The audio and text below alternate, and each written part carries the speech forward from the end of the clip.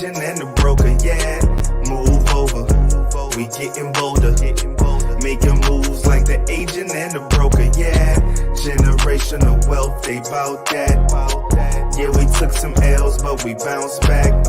Financial literacy, got that. Closing up the wealth gap, yeah, I'm black. Welcome to the Agent and Broker Podcast, hosted by Julian and James. And you know they bringing nothing but that black boss talk, man. Cause there's no currency stronger than the black dollar. And it's time we let the world know. But first we gotta grow though, and that's for sure.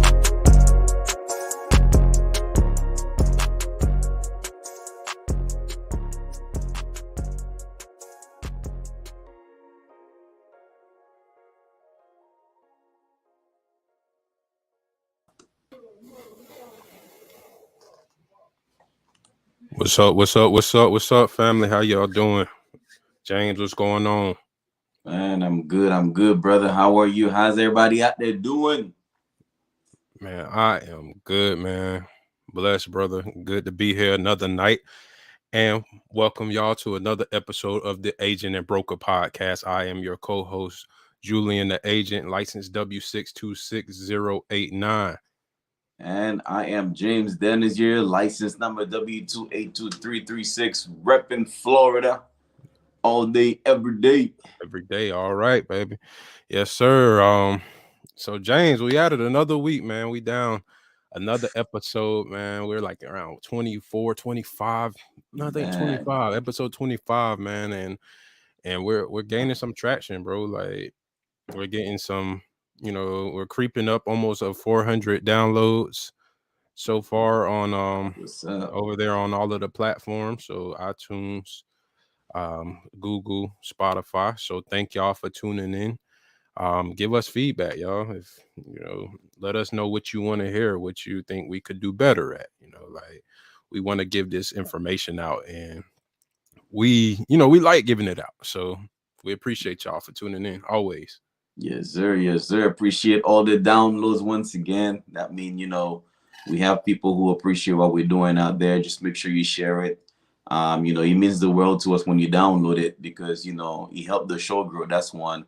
And like Julian said, when you give us some feedback where there are certain things you would like for us to talk about, that's even better because now we know that we're interacting with you and, we're covering exactly some key points on what, you want to listen to. Even I was actually listening to it in my car, Julian. I don't like listening to myself back, but I was driving to my office and I'm listening to the episode. I'm like, oh, man.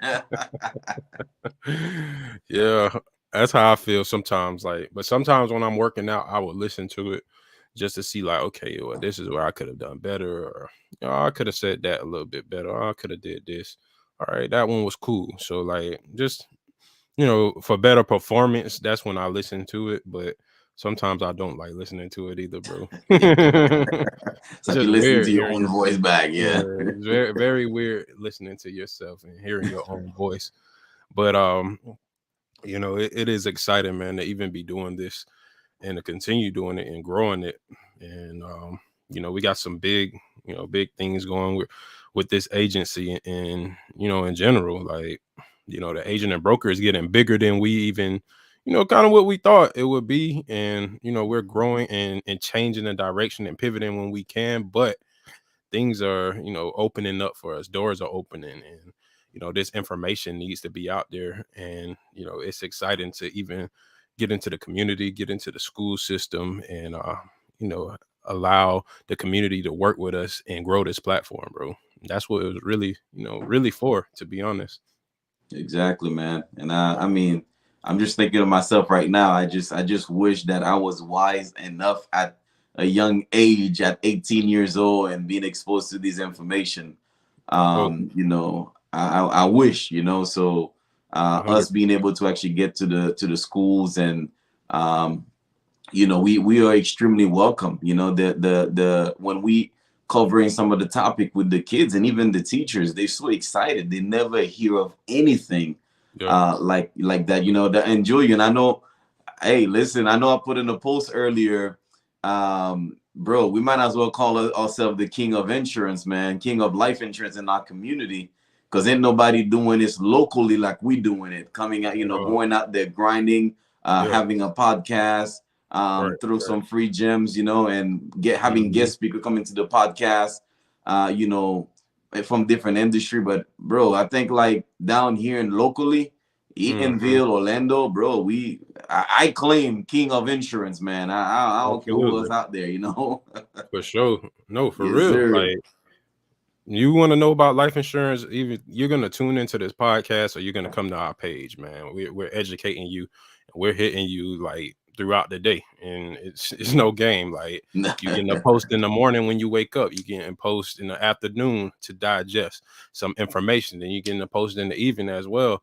And just wait, y'all. It's probably gonna be more posts. Like, Oh yeah. talking about 5 to 6, 7 posts a day, even posts going on at nighttime as we continue to build and grow. But thanks to our intern who's been doing a phenomenal job, Josiah, and Mhm. what he's been able to do. And then our also some of the think doors are opening and we're able to now put extra money to help us grow this platform and grow our insurance business. So that was the goal with this platform, was to grow the insurance agency and possibly employ and then also license other agents to bring them on and build. So guys, if you are interested in becoming an insurance agent and learning different things about the industry, you consider any sector in it, man. There's so many different avenues to run in it, Yep. so many ways to grow in it, and it's a beautiful industry to help other people. So it is a honor, bro, really. And I didn't see this coming 2 years ago when we first met, but it's coming together, bro. Yeah, absolutely, man. Coming When we met, I thought of that yesterday. I'm like, man, when we met, I never thought we would be working on something like that.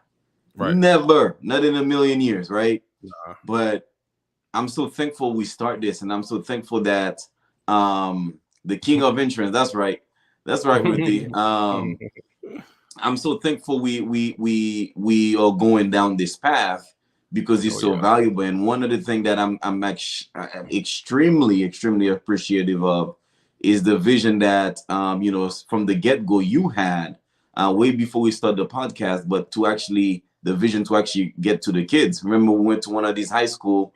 Hmm. This lady was giving us the runaround. We just wanted to Right. teach financial literacy, Right. but it's just all about get them young, start them young, Yep. make sure the eyes are open to great opportunities. It's not just about college or military, because that's the only two options Hmm.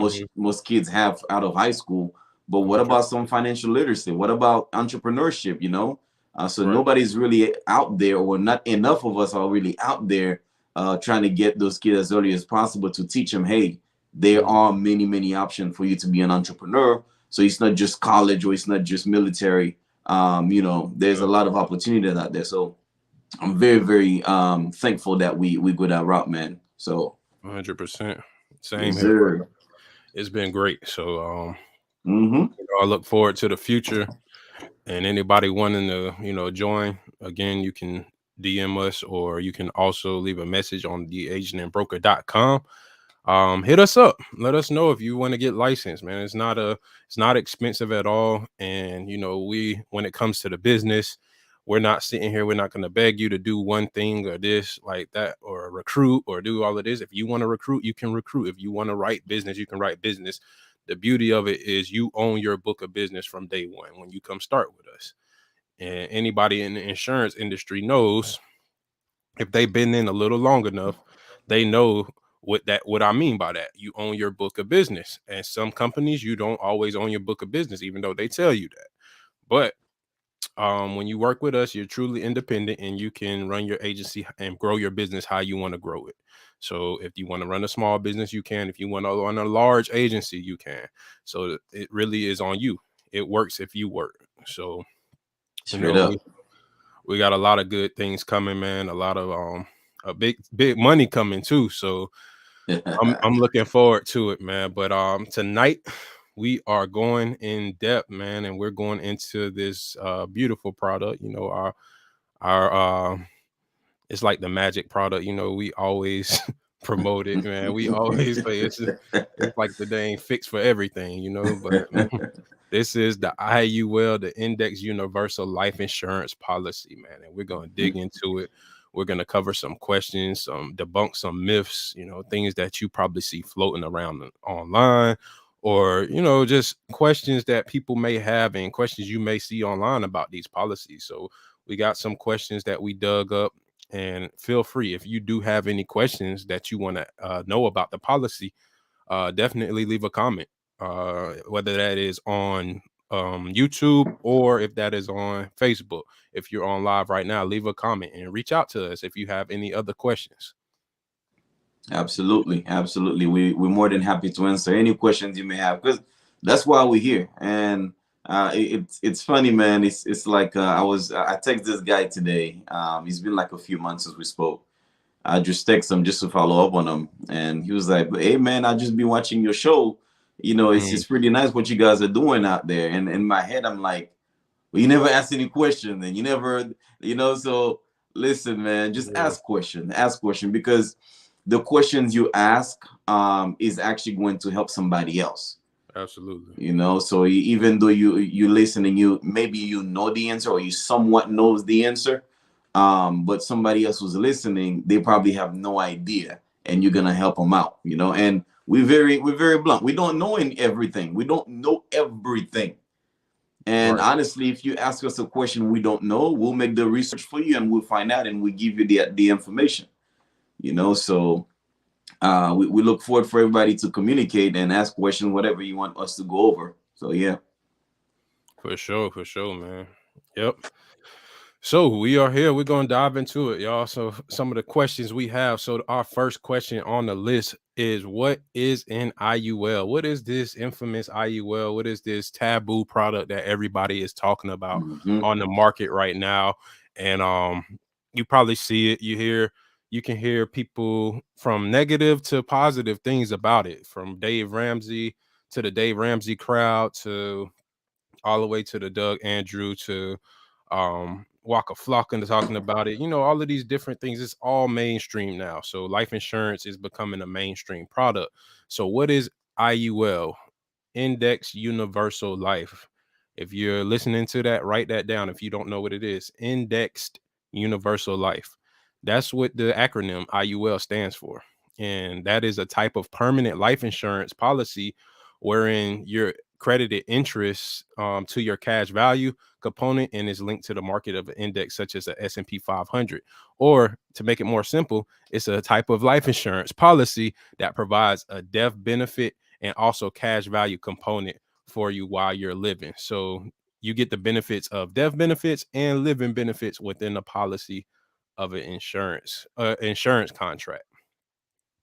So I hope that was, as simple and clear as possible, honestly. Like I gave kind of a one that some may not understand. I made it easy as well. So anything else you wanted to add on there? What is an IUL, James?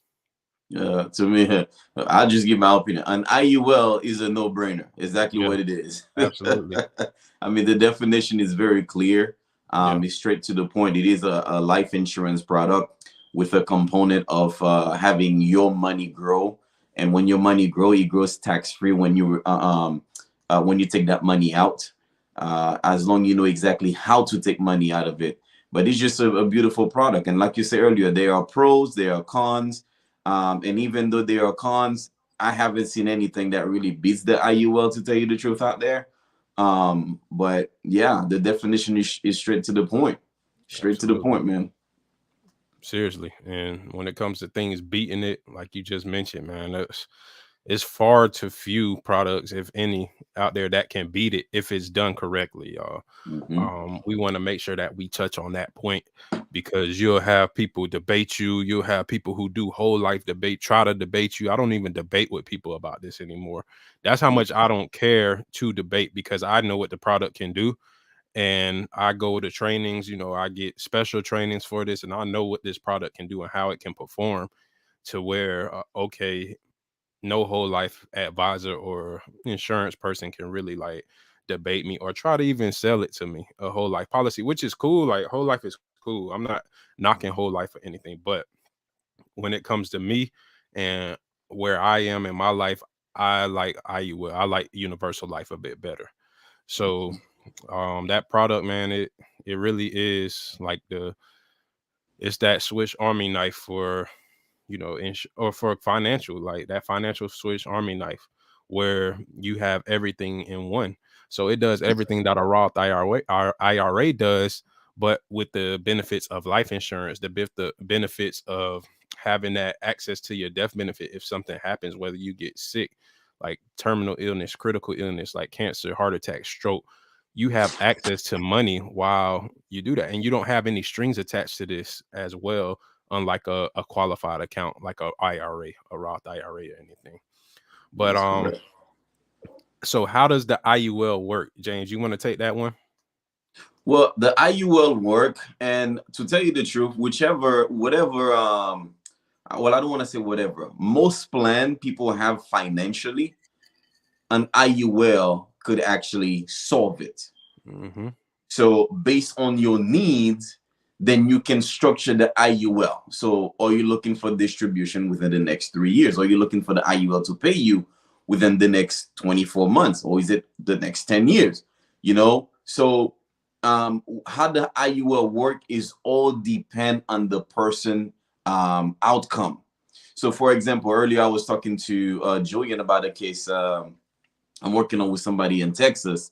So guy, he's actually putting about 25 to 35,000 every year on that IUL, right?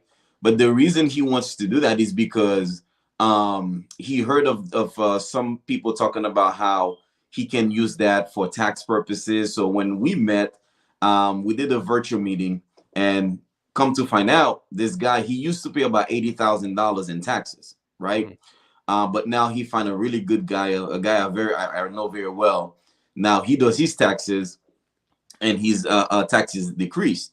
So what is he looking to do? Well, he's looking to use that same money twice. So instead of writing the check to the IRS directly, he can literally write the check to the IUL, and then from the IUL write it to the IRS.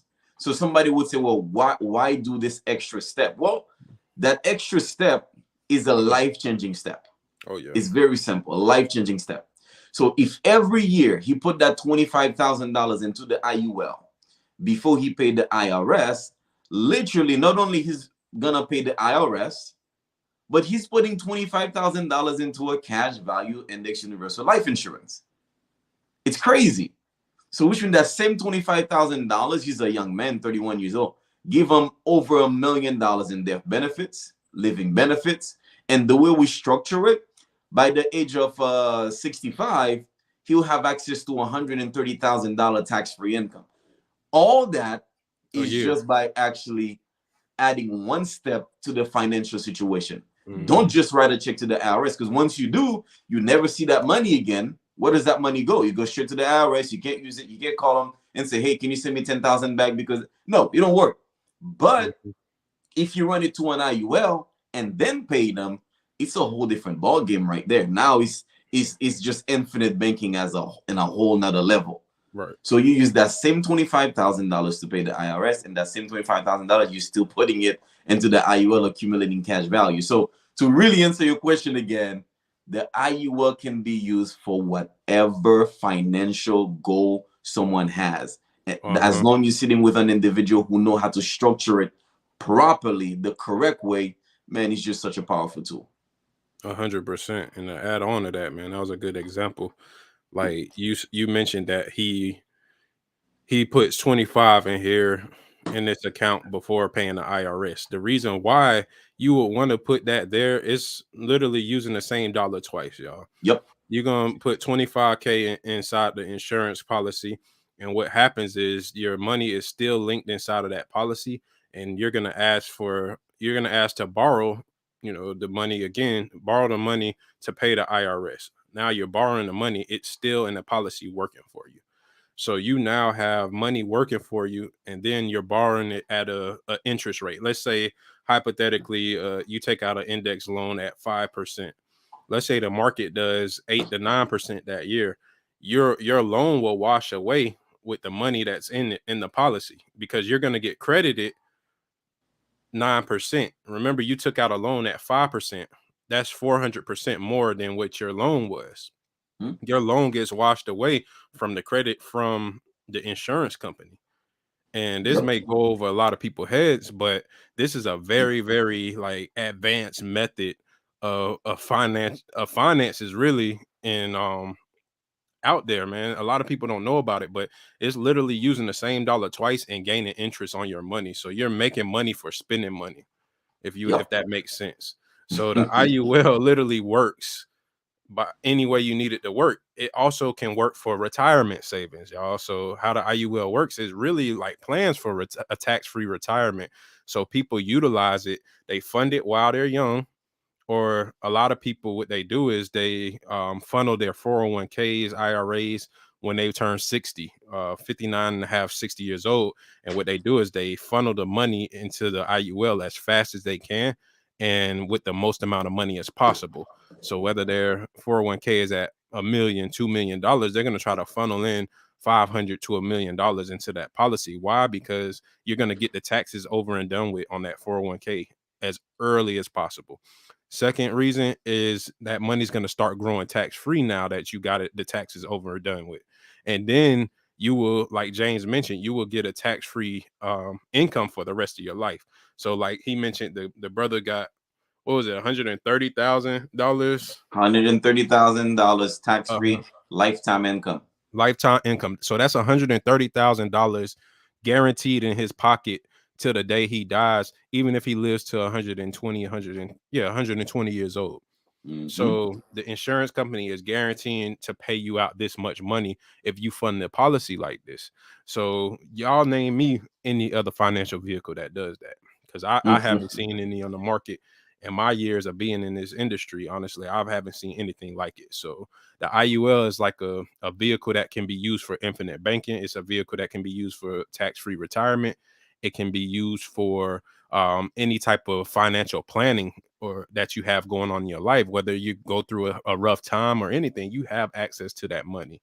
So that's pretty much how it works, man. And James made a great example. So and also just to cover an extra thing, Julian, when I speak with people, when they're looking at their portfolio, they're so proud, they're so happy to have an account that is tax deferred. To them, that's the best thing that's out there. Yeah. If somebody, I mean, there's three ways people pay taxes. You pay tax now, you pay tax deferred, or no tax. Okay. So on these accounts, when we say it's tax free, it's really tax free, because really the normal way is when you gain compound interest into an account, that interest you gain, you're supposed to pay taxes on it. Capital gain, that's what it's called. So if you're buying stocks, mutual funds, bonds, and you get your capital gain, yeah, you're making money. But guess what? That money you make, you have to pay what's called capital gain. Yeah. Which Biden, man, this administration, not to get too political as well, but when it comes to capital gain, man, they tax the heck out of you. Oh yeah, like it's crazy. Yeah, man. So what to keep in mind is tax deferred, like this 401k. Everybody know what the 401k, that's tax deferred, meaning that you're gonna pay taxes later. But as we can see, taxes are going up every year. Inflation goes up every year. So when you think you have $1 million in your 401k at retirement, no. You're gonna pay a whole bunch of taxes on that. Right, so $1 million become maybe $600,000. You know, so when somebody say tax free, that's a huge component when it comes to retirement. And I know people probably like, man, I'm in my 20s, I'm in my 30s, I don't really care about retirement right now. I'm gonna tell you straight up, you're a fool. Like I was the same way. I was a fool. Like I'm like, man, don't talk to me about this thing. But when I find out exactly how powerful these things are, let me tell you, man, don't be ignorant behind these things, because it just don't make no sense. You're not thinking about the future, you're just thinking about now. Yeah. Because when you get hit with those taxes, or you get hit with inflation, or let me tell you, man, tax free is the way to go. The more you procrastinate, the worse it gets, man. Like if you're 20, 5 and you say, I don't want to think about retirement, and you wait 10 years, if you wait 10 years and you didn't put away at least $150, $200 a month inside of a interest bearing account, like you literally losing pretty much like maybe 300 to $400,000 or $500,000 in Yeah. savings just off of 10 years. And I hear a lot of people that we meet with, or people just in general, like, I don't want to think about that right now. I don't want to think about retirement. I don't want to think about life insurance. And this is literally a tool that you can use every day if you needed it.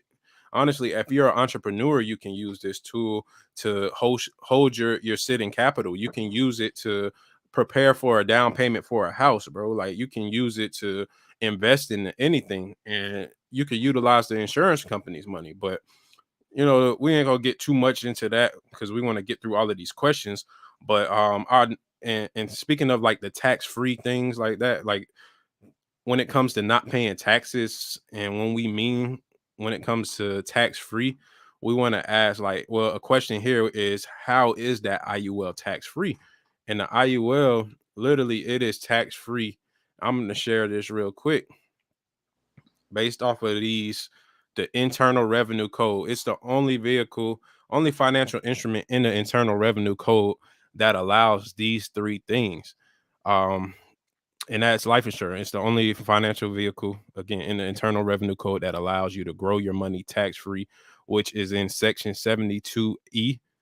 And then you can access your money tax-free, which is Section 7702.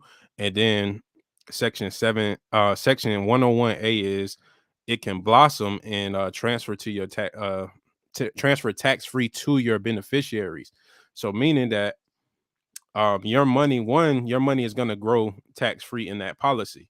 So if you fund your policy, the insurance company is going to credit you money, and on a yearly basis, monthly or yearly, however you want to do it, and they're going to allow that to be tax-free. So it's going to be after you pay your taxes. So you get paid from your job, boom, you pay your taxes and everything. Now you fund your policy, so it doesn't get pulled right away, but you fund it outside of paying your taxes. Then you fund this policy, and that's when you get the interest again. And then where we say you can access the money tax-free, the government pretty much said, like, okay, well, since this is in life insurance, we're going to allow you to borrow. Since we can't, for it to be tax-free, we're going to call it a loan. So a loan, a lot of people think of loans, they think of negative automatically. It's a loan. Like, why would I want to get a loan? Why would I borrow my own money? And that's what people are saying. However, what the wealthy does is they utilize loans to avoid paying taxes. Yep. Guys, if you look at taxes right now, like the rates are going up, and I don't think they're going to go down anytime sooner. Like, the way we're going, like whether that's inflation and taxes, is not going back down. So what the wealthy does is they utilize other people's money, and that's all this policy allows you to do, is utilize other people's money. But if you have a policy, I've seen insurance professionals sell people a permanent policy, whether it's whole life or a universal life, and the person withdrew the money instead of taking a loan out because they weren't educated on the portion of getting a loan from the policy. And that is the tax-free benefit of this policy, is getting that loan. So to educate you guys a little bit on that, on if you withdraw from the policy compared to borrowing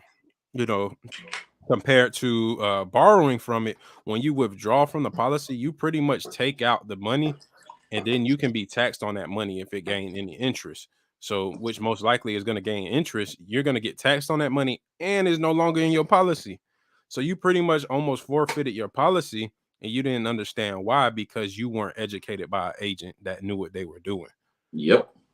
Anytime you want to take out money, you have to check that box, borrowing or a loan. I want a loan from my policy, because now when you get a loan, you use the insurance company's money to you use their money to utilize it, while your money stays in the policy and works for you. That's how it is tax free. The IUL also provides that income tax free. So you get that retirement income whenever you turn 65, 60, 60, 65. Some people could set their policies up. If you make a lot of money, like millions of dollars, you could set it up to where you are 40 or something and you get money to the time you die. Like if you have that amount of money, you can fund it that way. So they call it the rich man's Roth for a reason. For sure. And to do a little piggyback right on the borrowing as well, understand, and it's a pretty unique concept. Why would I borrow my money? Well, like Julian say, that's the only way you can actually have tax-free income. Now, some people say, when I say, well, that loan, you don't have to pay it back if you don't want to. Well, what do you mean I don't have to pay back if I don't want to? So this is how it's set up. The life insurance company use your death benefits as a collateral to that loan. Okay. So say you have $500,000 and then you take a loan out for 80,000, and I'm just gonna keep it as simple as possible. It's perfect for you right there. Oh, there you go. So say you have that $500,000 policy and you take out 80,000 maybe to do whatever you need to do to your business. Maybe you get into a business venture. Maybe you take that money out to put down in a house. Maybe whatever it is. Maybe your kids are going to college. You need that 80 grand. It's fine. When you take it out, you're using the insurance money, not yours. So which means whatever you have in your cash value, it's not touched, even though you take that 80 grand out. You're still getting the compound interest like constantly on that same amount. So what the insurance company say is, well, John, we have enough money in reserve, and listen, we know you're gonna die one day, maybe 120 years old if you're lucky. So it's okay, we can wait. Because what we're gonna do is, if you decide not to pay that loan while you're alive, we're only gonna deduct that 80,000 from the $500,000 death benefits and provide your family with the 420,000. Right. Is that simple? So when you're borrowing, to me, it's like, why not? Why not? It's crazy. So that's what you must understand. The life insurance is not going to lose money. Somebody's told me, well, then doesn't that mean they're losing money? No. If you understand the strategy, and I know earlier we talked about whole life, and then compared to the universal life insurance, I'm pro IULs, Julian pro IUL. But this is why we're the kings of insurance, man. We're not gonna fight you if you want to take a whole life. We'll structure that for you, and you're gonna receive your dividends because it is what it is. But this is why this is one key component you must understand, and Julian was gonna touch on it as well. Is whenever you're structuring an IUL, you must understand that the person who's structuring it for you must know exactly what they're doing, because not a lot of agents know how to set that baby up, because they can mess up your gain. And we just cover that a little bit, later on. But you have to make sure the person know what they're doing before you set up an IUL for sure. Absolutely, for sure. Like, you can get really messed up, y'all. Like really big time. Messed up. Like it's been a disaster, and it's a part of the reason why you can Google IULs and you'll see a negative, a negative, perspective connotation on them. You'll see negative articles, and that's because a lot of people don't know how to structure them properly. And there's a way, and I hate kind of like doing, talking about the insurance industry, but it's the truth. The truth has to be told, like, because people can easily get on a Google search of IUL and see a bunch of negative things about it. And they'll see videos on why not to buy IUL. And those are literally from people who sell whole life, people who sell term. Dave Ramsey, who is against permanent insurance, but probably has permanent insurance. But yeah, probably. That stuff, that education on the negative side of it is coming from people who are against it, people who their investing strategies are a bit different, so they have to utilize attack the vehicle in a certain way. But what happened was, a little story behind it, Early in the 2000s, insurance agents were improper. They were incorrectly structuring IULs, and they were selling it at high projections for people, and then when what happened was they structured it improperly and it didn't perform how they projected it. So what the insurance industry did was they put a protocol on all companies to have to put a certain type of illustration rate inside of these policies. So now you have a illustration rate, whether that is 5 or 6%, that the agent has to show you, like, okay, well, if the policy performs here, if the market goes up, you're going to get a hypothetical of 5-6%. That's pretty much standard there, and that's kind of like how it got that way, and it's just because improper structuring. But not to get too caught up on that. Our next question is how how do I get 7 to 8% on my money if my money is not in the market?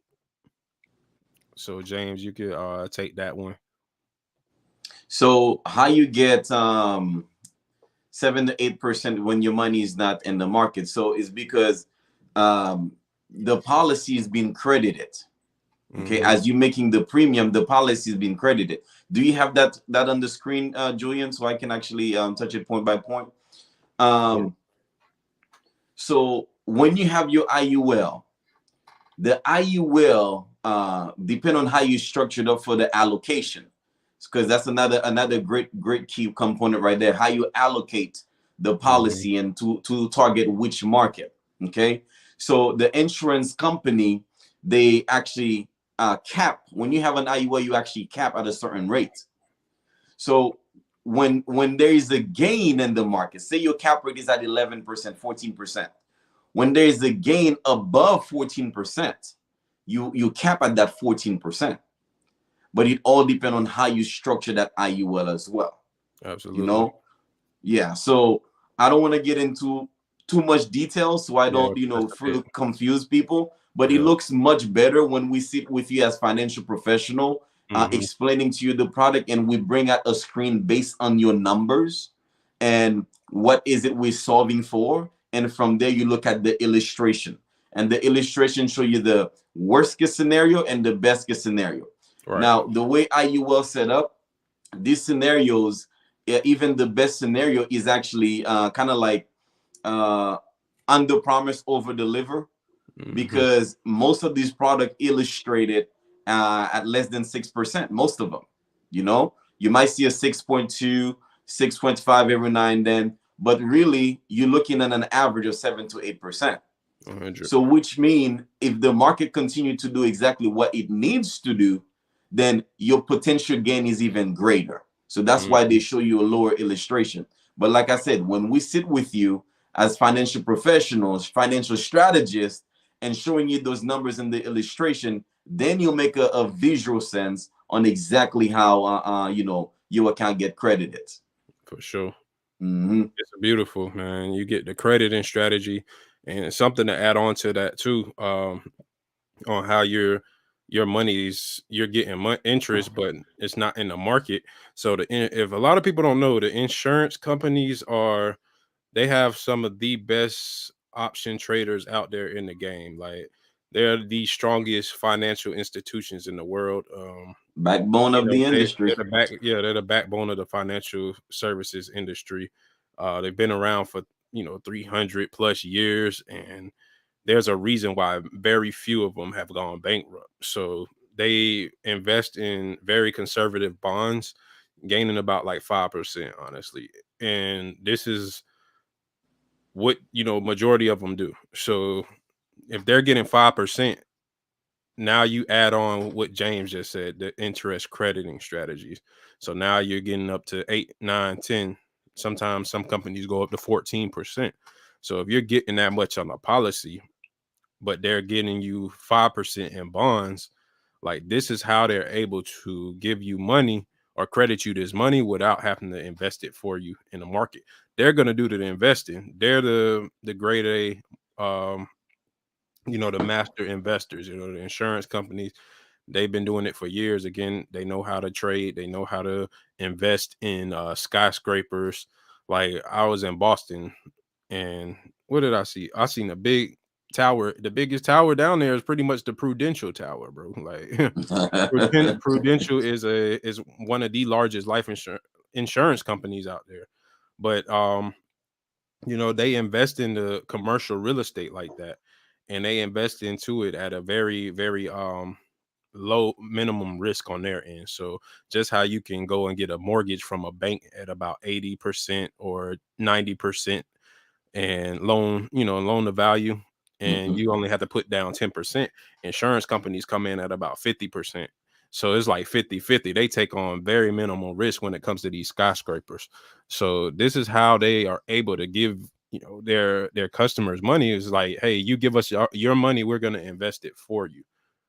So it's not an investment vehicle, but they are, you know, doing their part and giving you the bonds and then the crediting strategies to that. Mhm. So that is how, Absolutely. yeah, that's how they make them, how you get your money, your 7, 8, 9, 10% on that money every single year. So the next question was, what are the guarantees in the IUL? So some of the guarantees, I'm gonna take this one. They can be, excuse me, they can be if you look at an illustration, most illustrations always has a guarantee section in it. One, it is to show you what is this guarantee going to be if all fails in this policy. So most guarantees are around like 2 to 3%.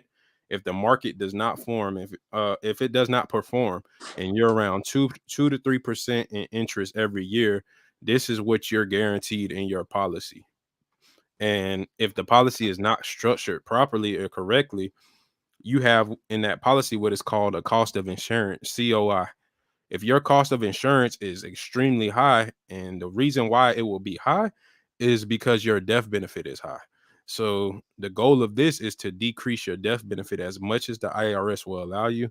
And then you want to make sure that your policy has the cheapest amount of insurance in it during those times, because if something happens, say the market doesn't perform in 5 years, like we had a downturn where we had negative impact all 5 years, you want your cost of insurance to be extremely low, because if it is high, those fees will eat out your cash value, if you get what I'm saying. Because if you're only going to get 2 to 3% on that policy, then you're not gaining any money pretty much, and inflation is higher than 2 to 3%. We know that. But if you're only getting 2 to 3% on your gains and your cost of insurance is extremely high, all that's going to do is eat out your fees, and you're not going to be getting any money. If anything, in 10 years, you have a lapsed policy. Mhm. So this is how, you know, you get those. This is how the guarantees work in that policy. And every insurance agent will show you those guarantee values when they do an illustration for you, because it comes with the policy. It shows you this is what you get guaranteed if all fails, which barely ever happens. It's never happened. So I don't think that will happen. Where we're gonna have a straight 20-30 year drought. But you know, if there's anything else you wanted to put in there, James, go ahead. No, I think you hit it right on the nail. You know, your cost of insurance. That's why, like you said, the foundation is to structure that baby the right way. Yeah. You know, and when you look at the history of the market, you never have like a 15-20 years fall. Like, you know, it doesn't Mhm. exist. And that key component with the cost of insurance, a lot of people who's really um against the IUL, a lot of them actually, that's where they see that, they sit right there in the cost of insurance. But really, it's not really a huge factor considering what the market has been doing for the past 20, 25, 30 years. Right. you know um but no, I think you cover everything, exactly Yeah. how it is. When you look at an illustration, make sure you look at the guarantee and you look at the current market. Hmm. And the current market typically is what really the most accurate when you're looking at an illustration of an IUL. Right. 100%. For sure. All right.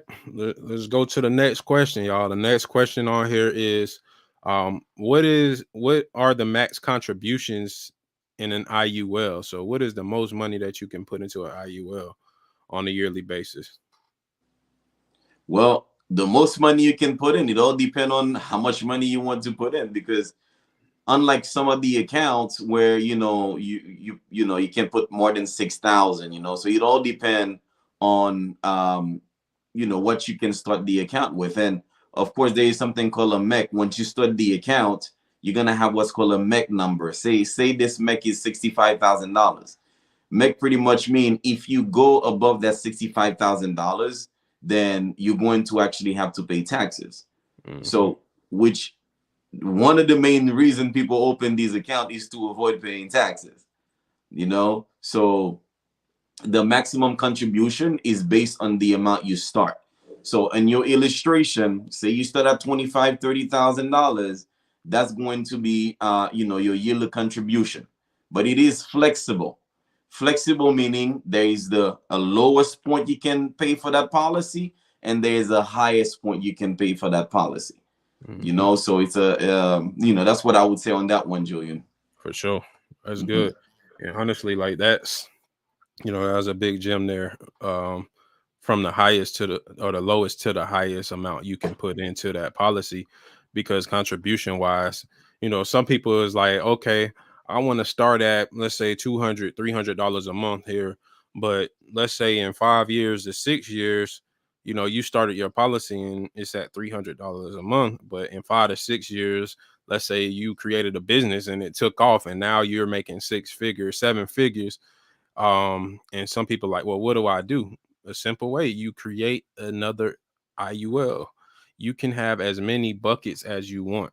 Like there's no limit on how many IUL buckets. And when I say bucket, how many IUL policies that you can have. So if you get another lump sum of money and you're making a lot of money, create a new bucket. Use that first one for long-term cash value retirement, or utilize it for something else.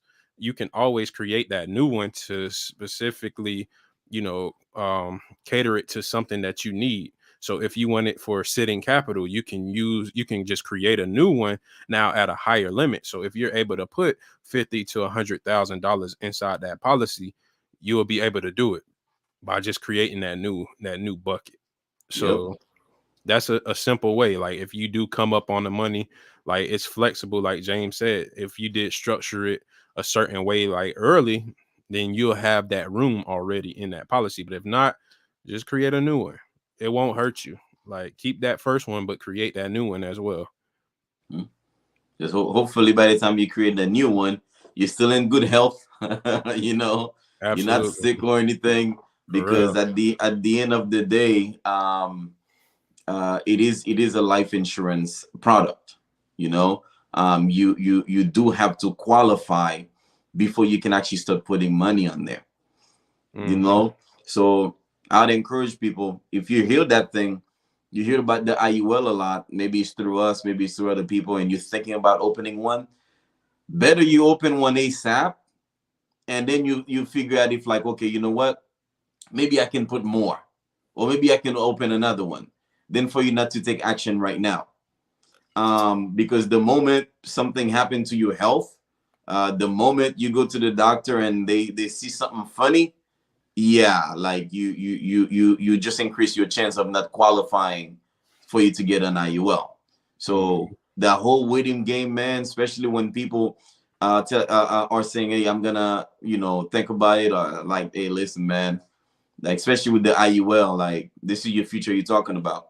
Because the thing is, once you locked in, you locked in. You can lock in today, and a year later you have cancer. You already locked in. You just continue to put your contribution in. Right. But if you don't start it right away, like ideally speaking, if you're 25 years old, you need to be putting $250 or more into an IUL.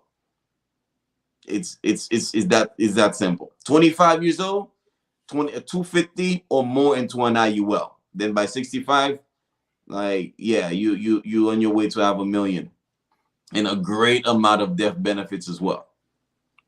James is nice. I'm like 500 into it. At least 500.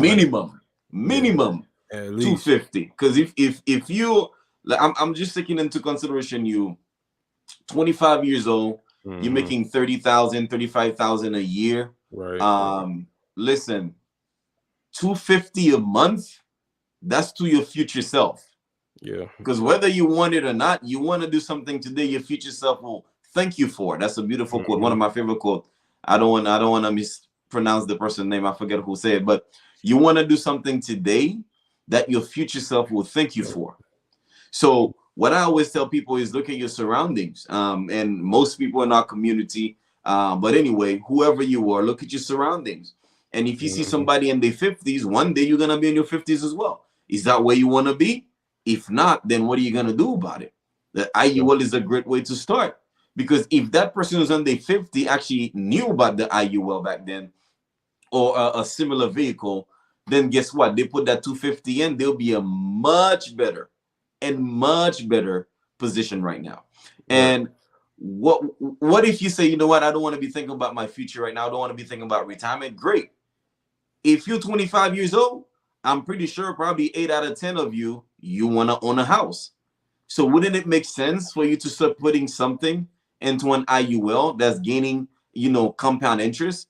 And by the time 30, 35, 30, whatever you want to, the goal is you just access that money in a form of down payment. Absolutely. It's a no-brainer. It's a no-brainer. So Yeah. 25 years old, at least 250,000, $250 a month minimum into an IUL.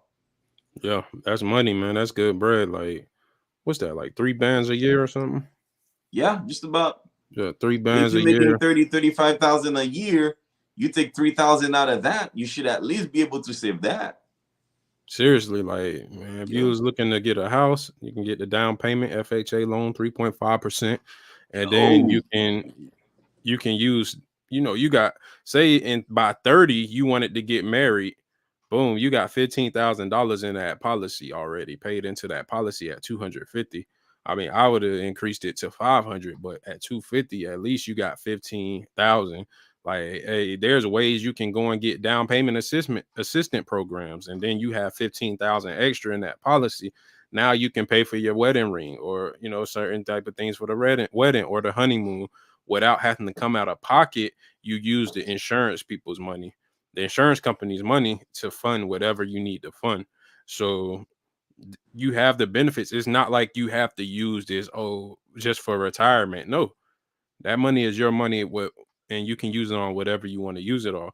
And another good thing about it is it's asset protected. So if you run into lawsuits or anything with the law, they cannot, they nope. can't hold your money in your life insurance policy because it is not considered an asset. Like, bro, when I tell you this It's a like cheat code for instrument is a life, cheat code, bro. and it's hard because they make it extremely hard for a lot of people like us to get it in our community. One, health issues is a main factor. That's the number one thing when it comes to, if a few episodes back we covered why people would get denied, and the number one reason was Health. health.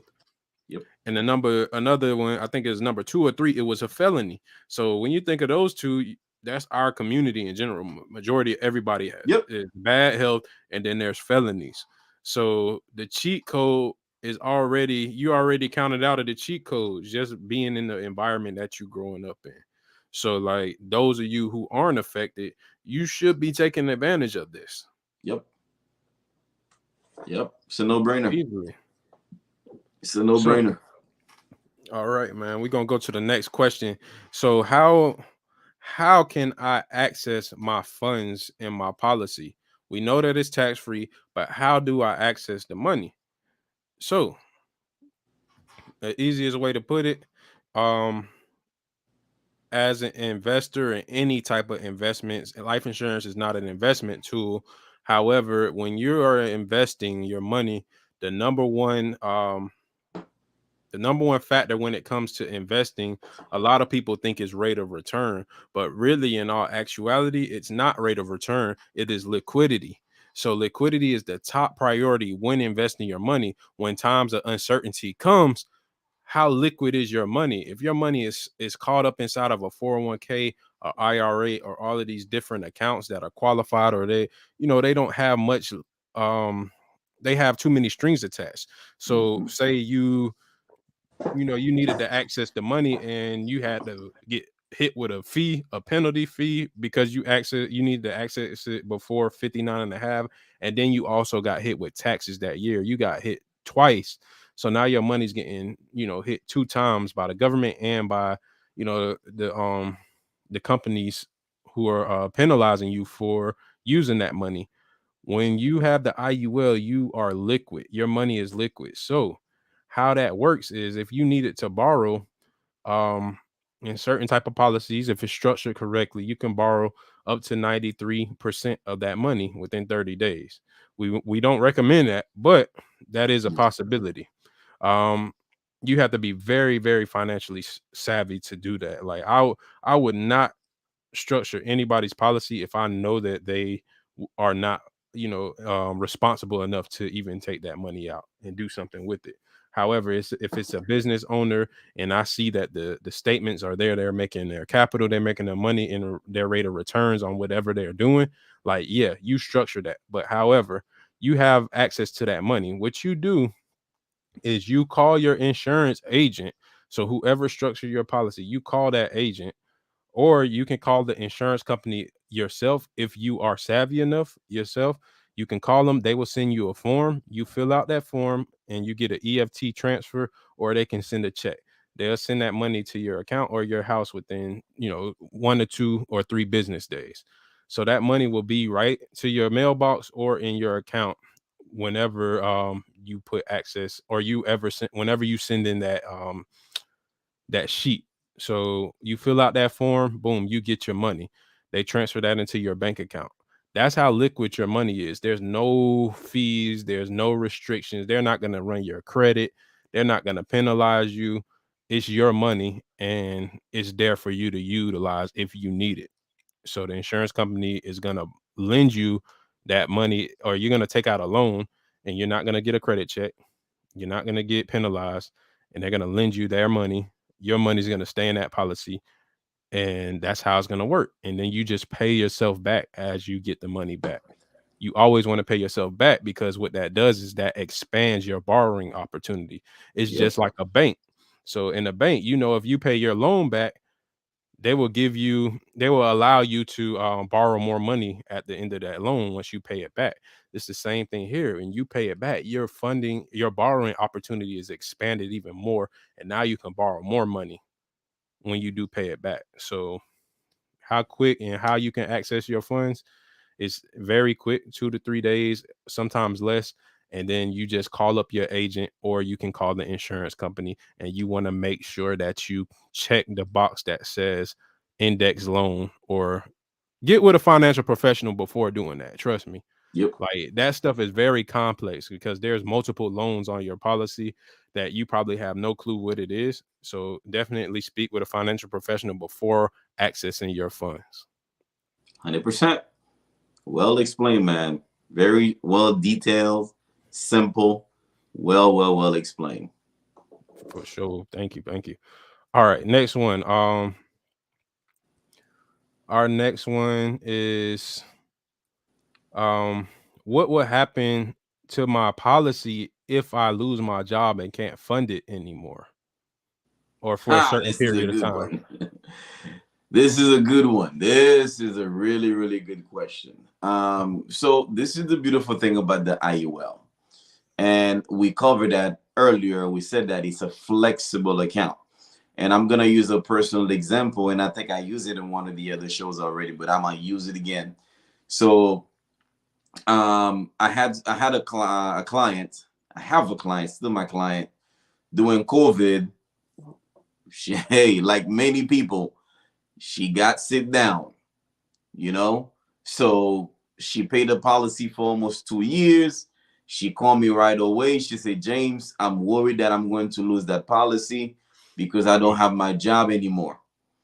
And when I told her, hey, don't worry, you can actually go a few months without paying it and it'll still be active. She said, what do you mean? I said, remember I told you about the cash accumulation value? And she's like, oh yeah, I remember that. I said, okay, we're going to make a call together and I'm going to show you.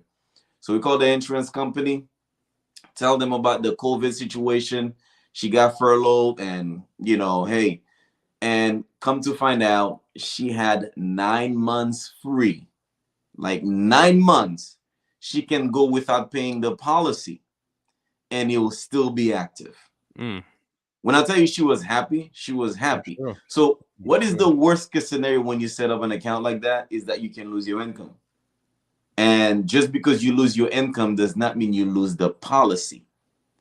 Once you actually let the company know you've been furloughed or you lost your job, they'll let you know, hey, this is how long you have. Is it 9 months, 18 months, a year, 2 years, depending on how long you already had that policy.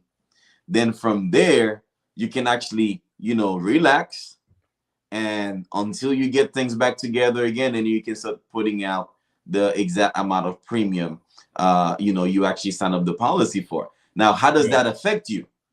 The way it affects you is, well, your cash value grew a little less. So if we had project for you to have, let's just say, $20,000 within the next 7 years, now because you go about 7 months, 8 months, or a year, 18 months, you don't fund that policy because of certain circumstances, then of course it also affect the potential accumulative value you were supposed to have on there. But yeah, you don't have to worry about losing your job. You're not going to lose the policy if you do, because the policy will pay for itself from its cash accumulated value. 100%. That's the beauty of it, man. I love that factor. And honestly, I did that too. I stopped paying mine for a minute. Just, I wasn't selling any policies at the moment. I took a step back from insurance. So like income was low, when I first got my policy, and I didn't pay it, but my policy was still active. I done caught up on it now. I done doubled down. Like, don't get it wrong now. I'm funding it heavy now. And like doubling down. Don't get that wrong now. Like, yeah. But that's the beauty of the IUL is, like James said, it's flexible, y'all. Like when you fall on hard times, like which happens, to the best of the best people, like you have the ability to pivot with this policy. And that is the main difference between this and a whole life policy. A whole life has level premiums, and your guarantees can get extremely messed up if you don't hit those level premiums every single year. You need to be paying the same amount of money every month, every single year to guarantee you those dividends and those payouts that they're going to guarantee you. If you don't, that can mess up your policy a certain way. And you may not get those guarantees because you don't have that flexibility in that policy, unlike the universal life, which is why they did come out with universal life over whole life, because some people needed that flexibility. Exactly. And those, I mean, take this off the screen real quick, Julian, because, I want you to watch this and really pay attention. I'm going to cover 2 things with you about this policy. Julian mentioned something, which is about the whole life. Listen, if that's the way you want to go, that's fine. But remember, it's level. You must continue to pay that same premium. So what is the two important things people look at is liquidity, Julian said as well, and also is flexibility. Oh yeah. It's flexibility, because if I'm paying $700, $800 a month into a whole life policy, and God forbid something happen, my income decrease. So you got to really pay attention to that. So also, just to go back a little step, is there was a case that the other company that we used to work with, and there was a story about a lady who actually stopped paying the IUL. She stopped paying the IUL because she got sick. She wasn't working anymore. She got sick for quite a few months, for a little while. Unfortunately, she passed away. So even though she didn't make any premium for a while into that IUL, the family still received the death benefits. So let that sink in for a minute, man. Like, it's just a no-brainer on these policies. Term would never do that. Say that again? Term would never do that. Nah, Term would never do that, man. Term would never do that. Never. Another strategy I was talking to Julian earlier about, it's like, hey, what if somebody say, hey, can I use my income and run it through an IUL and then get paid every month from that? It's possible. However, I wouldn't recommend it until or unless you're making 3 to 4 times of your living expenses, at least for the first year. Mm-hmm. After the first year, how does that happen? So let me give you an example. Say you're making $10,000 a month, and you say, you know what, James, I heard you talk about I can actually run my income through an IUL and then pay taxes. Can I run my income through an IUL and then pay my bills? Yes, you can do that as well. Mm-hmm. But you got to be careful because it takes a lot of discipline. It takes a lot of discipline to do that. But it's a great strategy. So as you're funding your IUL, and if you, let's just say you have a year of your personal income saved up and you want to actually fund an IUL to start doing that, that's a good idea. Where you actually put the $10,000 or maybe a little bit more, maybe 12,000 every month into that policy. And once a month, you have that policy dropping $10,000 into your account, and then you pay your bills. I'm telling you, man, it become a really cash cow right now. Oh yeah. It- Oh it's yeah. it's major because you're Yeah. funding $8 to $10,000 or $8 to $12,000 a month on there. But it will take some major discipline. But as I was strategizing, calculating in my head, I said, yeah, that is actually possible. But to someone who's extremely disciplined and who's actually living below their means, you know, they have to make sense. But I know we go over an hour already. I know we have quite a few more questions to go through. But geez, this conversation is so interesting. Always good. Yeah. A lot of great information. But hey, we did reach an hour. I don't know if you want to go over one more question, Julian, or if you want to add Yeah, we can anything. cover some. I definitely wanted to go through this. You know, some things to be aware of to give y'all game, and I'm gonna put I'm gonna display it on the screen. What you want to watch out for when getting quoted IUL or any type of product, permanent product, but specifically IULs is the huge commission. They're very big on commission based when it comes to the insurance industry. And I hate to speak about it like this because I'm an agent, James is a broker. We sell policies, but the truth is the truth. People can really mess up your policy, they can mess up your money. And imagine, you saying like, oh, my my nephew or my cousin, my uncle, somebody, oh, they sell life insurance, let me go to him, and they structure the policy and they put it in favor of themselves. And when I mean that is IUL is supposed to be structured properly by shrinking the amount of death benefit, the least getting the least amount of death benefit as possible in that policy that the IRS will allow, and then maximizing the cash value. So when you have insurance agents who don't know what they're doing, what they do is they look at it like, okay, I'm about to line my pockets up right now, and if this person's about to put $500 to $1,000 in this policy, I'm gonna probably get paid $12,000. That's how they're looking at it. Yep. Because in the insurance industry, you get paid 12 months in advance. So if that is $1,000 a month, and you're at 100% commission structure, you're putting in $1,000 a month. What's 1,000 times 12? That's $12,000. If you're getting 100% commission, they pay you about 90% up front, maybe, or 80. So you're making about $8, $9, $10, $11,000 on that Yep. policy. And if that was a family member and they didn't know what they were doing, their policy would look like this, where you see a value. This is your annual premium where you're paying $2,400 a year, and then your value is zero, meaning your surrender value.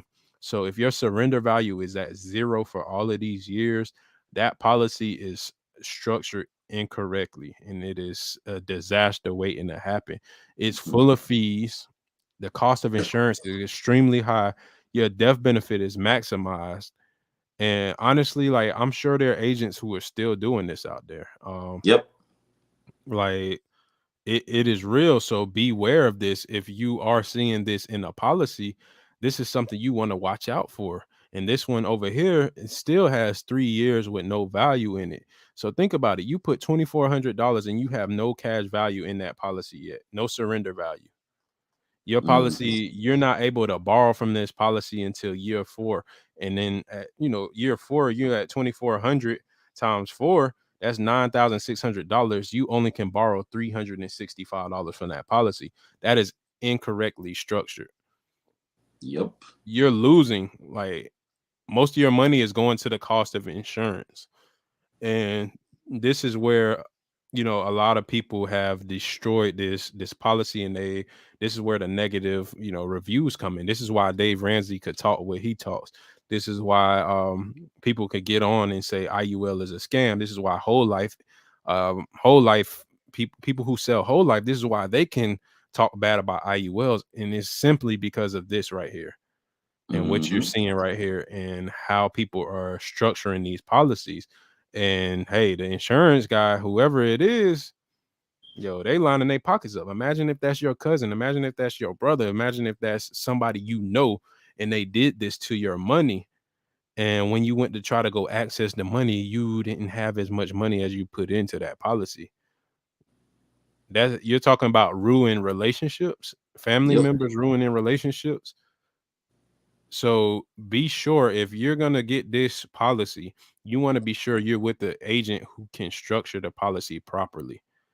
Somebody who can explain, explain the benefits of it, but explain the details, the tax codes, the surrender value, how to borrow from your policy. People who can explain the policy and structure it correctly are the people you should be talking with. Yep. And we're talking right now. You know what I'm saying? Like, we your guys, like, we can do this. We do this, man. We've been doing it for years now. And it took time to learn this, though, because we didn't come into the game learning this. It's trial and error. Trial and error. And coming to the game is who's teaching you, to tell you the truth, Julian, because whoever is teaching you, that's what's gonna trickle down. So these things happen every day, every single day. And as well, that also when you're getting an IUL, you have to be able to, for it to make a lot of sense, max funding the IUL as well. Oh yeah. Max funding the IUL. But let me tell you how, recently, I think a month and a half ago, I set up a child policy. It was an IUL. It was a beautiful product, man. I'm like, man, I wish my mama started this for me when I was a baby, 5 years old. But anyway, the mom came to my office. She said, hey, I heard about the IUL. So we sat down, we talked, gave her an illustration.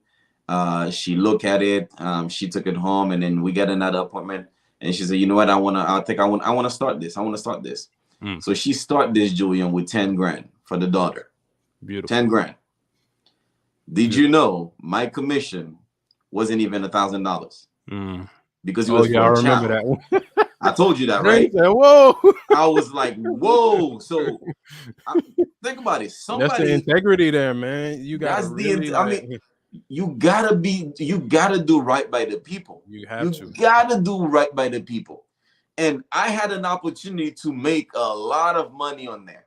At least $8,000 to $9,000 to $10,000. At least.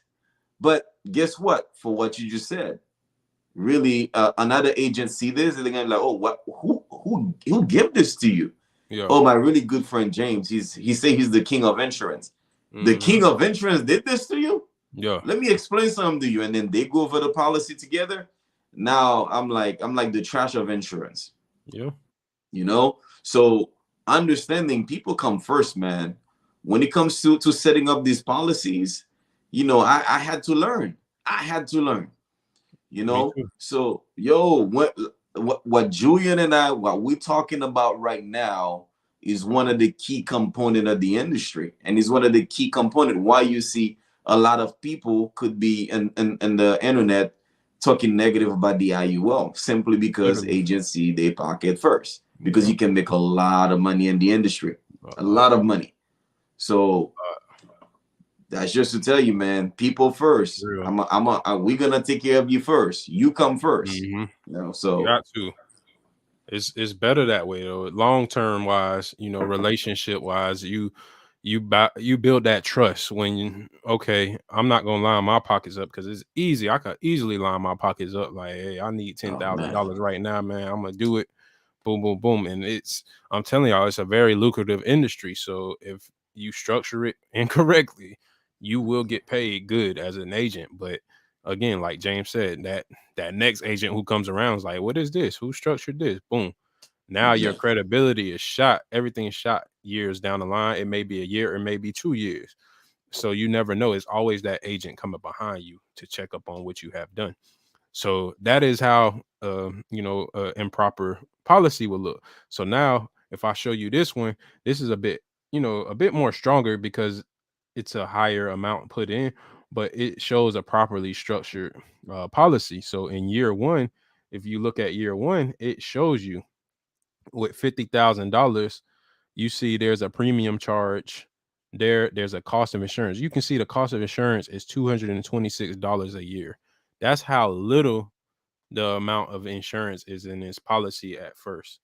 It's an increase in death benefit for maximum cash value, but then it levels out in the latter years. So once it gets a little bit older, the death benefit is going to level out, meaning it's not going to increase anymore.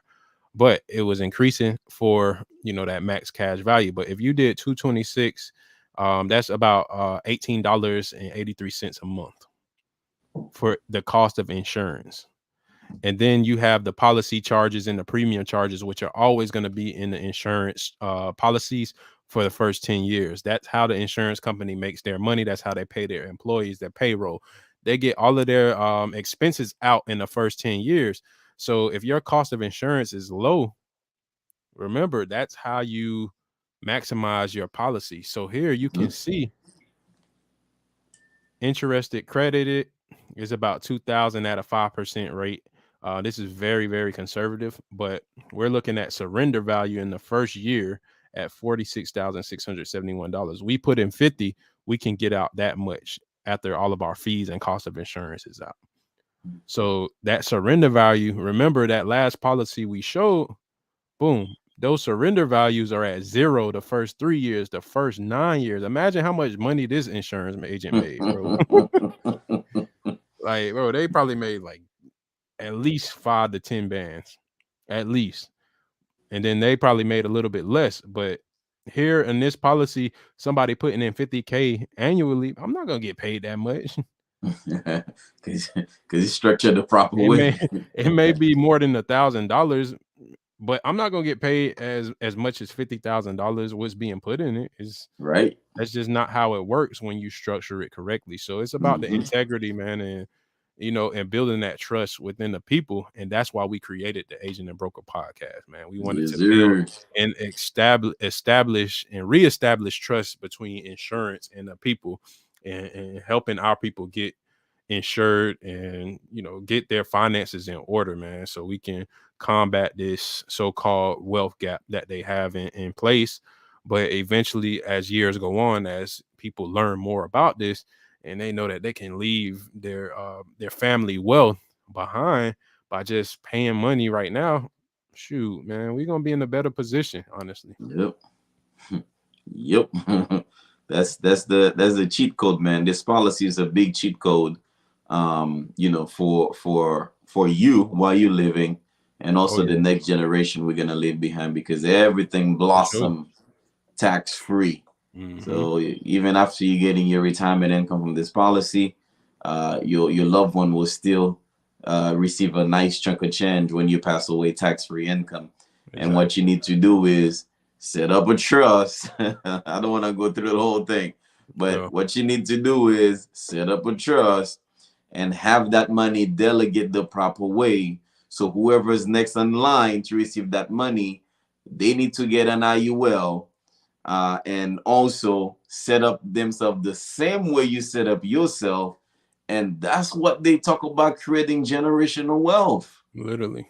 Because you take care of yourself, you take care of the other people, make sure you have a system set up. You set it up through a trust, and let me tell you, just keep going and going and going and going. That's it. Yes, sir.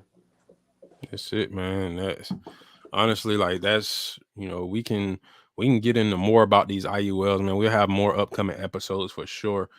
Digging more, hopefully more people ask more questions going forward.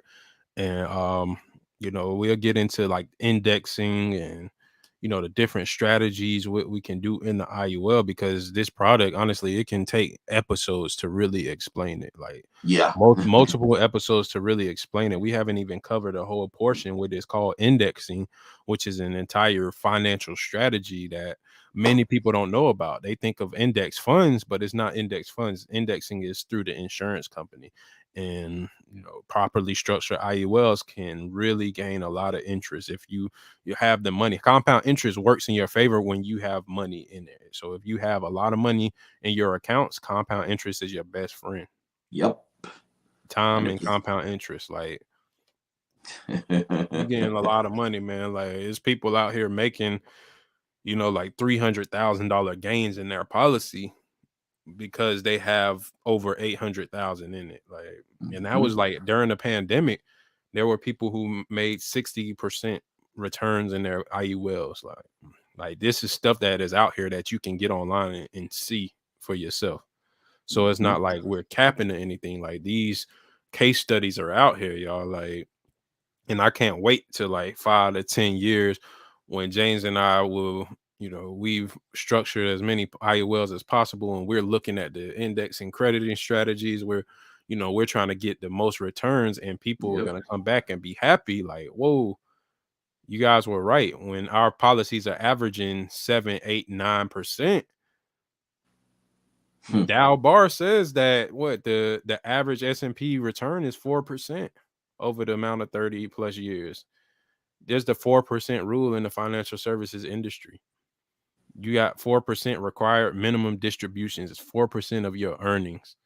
After all of that time you done save in your 401k, you only can take out 4%. That's what they require you, or that's what they suggest you take out. A financial advisor will tell you to take out only 4%. So you don't outlive your money. Can you really live in 4%, man? Like, and 9 out of 10, I'll say maybe 8 out of 10 people, you don't even have that much money in the 401k. The average man, they're telling the average people this flawed financial advice, and it ain't gonna hit them until it happens, and then it's like they're gonna be calling Julian and James like, guys, what do I do? Like, hey, hopefully you ain't had no health problems by then. So right, because if you do, I mean, for you. there's nothing we can do really, man. And just to put a little bit cherry on top of the 401k, understanding the 401k, one of the main reasons it was created is because after the recession, not enough people was getting back into the stock market. So now they create that system where you as the worker, they take a percentage of your income so they can get the stock back to roll again. So 401k was never meant to be a retirement vehicle. Pensions used to be the retirement vehicle people retire on, because with the pension, after you leave your employer, then you get that money coming after retirement. So you get a pension until you die. When they give you a 401k, probably one of the worst things that happened in the financial realm, if you're comparing it to what used to exist, which is the pension, man, they really mess us up with that 401k. But you talk to the traditional people, oh my God, my job was for 401k, I'm good, man. I'll stay away from them. I don't even put any money in it. I don't want it. Only if you understood that statement you made. Oh man, my job was for 401k, I'm good. Yeah, okay. Yeah. The only one I'll even consider, even though I would never do it, is a Roth 401k. That's it. Like, probably. 401ks are disasters waiting to happen. You're procrastinating paying the government, bro. Like, pretty much. You literally tell the government, like, hey, listen, procrastinating. I'm gonna go 30 years in this job, 40 years in this job. I ain't gonna pay you taxes yet. So when I retire, I'll start paying you taxes. That's like a legal scam, bro. Like they sit here and tell you a 401k, y'all, is a legal scam. They will tell you that, oh, this employer is gonna match up to this amount of money. But when it's time to go into retirement, imagine you paying all of that money back that they matched in taxes, bro. It's the truth. You're gonna be paying that back in taxes. So regardless of how much they've matched, they matched and you made $400,000, you're gonna pay that right back to the government. So it's like, why even take that bait when you can come over here and do the same thing that the banks are doing? Boom, putting it inside of a tax-free vehicle. Some people go the Roth IRA route, but I'm like, why not take it a step further? You got the Roth IRA benefits plus extra benefits on the life insurance, plus the liquidity. Like, you can borrow against your Roth IRA too, but you can only put up to $6,000 in the Roth IRA. I can put $6,000 a month in the IUL if I wanted to. Yep. I could put 7,000 a month. I can put 100,000 a month. I could put $1 million a month if I had the money. Like, there's no cap to how much you can put into this policy. And, that is one thing that we covered tonight. So, hopefully y'all learned a lot. We brought some, covered some good questions. We can always do another episode on this. We definitely will. We'll go into indexing. We'll go into more in depth on the policies, designs, what to look for, because we want to be as transparent as possible with the people. Yep. And, let people know that we are here to help you, in the best way. So again, you can go to agentandbroker.com, fill out our form. If you want to request a quote, you can do that as well. Click the link in our bio on Instagram. You can go and create your own quote as well. So that's another cool tool that we have, where you can go in there and design your own quote, like design your own policy. So now, if you had any questions, our number's in there, our email, reach out to us. If you don't, we'll reach out to you if you were interested in getting a policy. So guys, this is, it's crucial. You got to take action immediately. You never know. You never know. And the right place to be is www.theagentandbroker.com. That's it. And this is where we're going to take care of you.